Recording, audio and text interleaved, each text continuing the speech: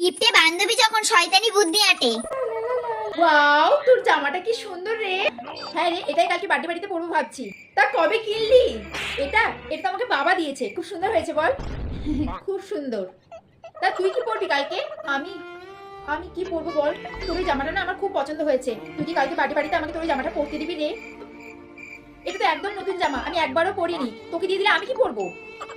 আসলে কি বলতো, তোদের মধ্যে তো এরকম নতুন নতুন জামা আমি কিনতে পারি না, তাই আমাকে পুরোনো জামাগুলোই পরতে হয়।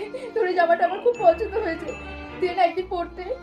আহারে, মেয়েটার নতুন জামা নেই বলে খুব কষ্ট হচ্ছে। আচ্ছা ঠিক আছে ঠিক আছে, কাঁদিস না। এনে এই জামাটা তুই পর, আমি বরং অন্য একটা জামা পরে নেবো। এনে ধর। দারুণ হয়েছে। তুই কি ভালো রে, তোর মতো এইরকম প্রত্যেকটা বন্ধু যেন হয়। ফাইনালি জামাটা নাটক করে পেয়ে গেলাম। এমন শয়তানি বুদ্ধি খাটালাম, বোকা বান্ধবী কিছু বুঝতেই পারলো না। খুব ভেবেছিল নিজে পরে সুন্দর হবে, এখন ওর জামা পরি আমি ঐশ্বর্য রায় হয়ে যাব। কি মজাটাই না লাগছে। যাই যাই জামাটা পরে দেখে যাই।